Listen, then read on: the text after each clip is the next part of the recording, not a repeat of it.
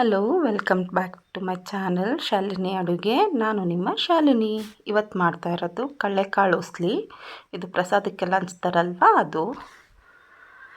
ನೋಡಿ, ನಾನಿಲ್ಲಿ 1 ಕಪ್ ಕಡಲೆಕಾಳು ತೊಗೊಂಡಿದ್ದೀನಿ. ರಾತ್ರಿ ನೆನೆಸಿಟ್ಕೊಂಡು ಉಪ್ಪು ಹಾಕಿ ಬೇಯಿಸ್ಕೊಂಡು ಇಟ್ಕೊಂಡು ಸೋರು ಹಾಕ್ಕೊಂಡಿದ್ದೀನಿ. ಇದಕ್ಕೆ ಬೇಕಾಗಿರೋದು ಏನೇನು ನೋಡೋಣ ಬನ್ನಿ. ಒಗ್ಗರಣೆಗೆ ಎಣ್ಣೆ, ಸಾಸಿವೆ, ಕೊತ್ತಂಬರಿ, ಉಪ್ಪು. ಇದು ರುಬ್ಬೋದಕ್ಕೆ ಬೇಕಾಗಿರೋದು ತೆಂಗಿನಕಾಯಿ, ಒಂದು 6-7 ಹಸಿಮೆಣ್ಸಿನ್ಕಾಯಿ, ಶುಂಠಿ, ಚಕ್ಕೆ, ಲವಂಗ. ಇವಾಗ ಒಂದು ಮಿಕ್ಸಿ ಜಾರ್ ತೊಗೊಂಡು ಅದಕ್ಕೆ ತೆಂಗಿನಕಾಯಿ, ಹಸಿಮೆಣ್ಸಿನ್ಕಾಯಿ, ಶುಂಠಿ, ಚಕ್ಕೆ, ಲವಂಗ ಇಟ್ಕೊಂಡಿದ್ವಲ್ಲ ಇದೆಲ್ಲ ಸೇರಿಸ್ಕೊಂಡು ತರಿಯಾಗಿ ರುಬ್ಕೊಬರ್ಬೇಕು. ಇದನ್ನು ನೋಡಿ, ಜಾಸ್ತಿ ಪೇಸ್ಟ್ ಆಗಬಾರ್ದು ಈ ಥರ. ಈಗ ಒಂದು ಪಾತ್ರೆ ಇಟ್ಕೊಂಡು ಅದಕ್ಕೆ ಎಣ್ಣೆ ಹಾಕ್ಕೊಳ್ಳಿ. ಒಗ್ಗರಣೆ ಹಾಕ್ಕೊಳ್ಳೋಣ. ಇದನ್ನು ಎಣ್ಣೆ ಕಾದ ನಂತರ ಸ್ವಲ್ಪ ಸಾಸಿವೆ ಹಾಕ್ಕೊಳ್ಳಿ. ತುಂಬ ಟೇಸ್ಟಿಯಾಗಿರುತ್ತೆ ಫ್ರೆಂಡ್ಸ್. ಒಂದ್ಸತಿ ಟ್ರೈ ಮಾಡಿ ನೋಡಿ ನೀವು. ಸಾಸಿವೆ ಚಿಟಪಟ ಅನ್ನಬೇಕು.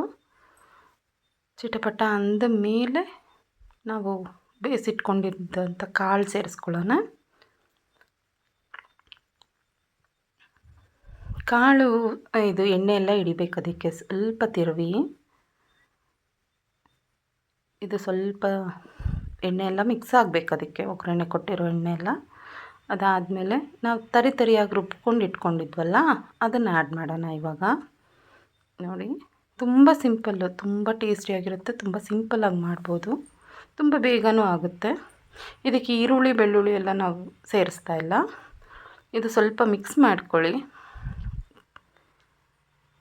ಮೀಡಿಯಮ್ ಫ್ಲೇಮಲ್ಲೇ ಇಟ್ಕೊಂಡು ಮಾಡ್ಕೊಳ್ಳಿ ಫ್ರೆಂಡ್ಸ್, ಚೆನ್ನಾಗಿ ಬರುತ್ತೆ. ಒಂದು ಸತಿ ಟ್ರೈ ಮಾಡಿ ನೋಡಿ.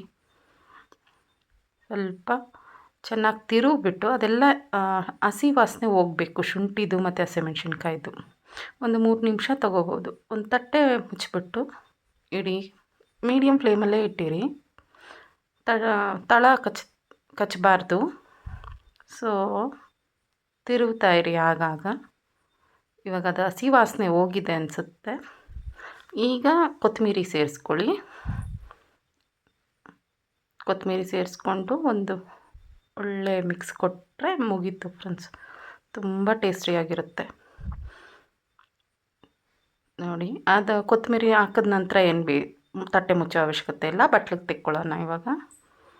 ನೋಡಿ, please like, share and comment.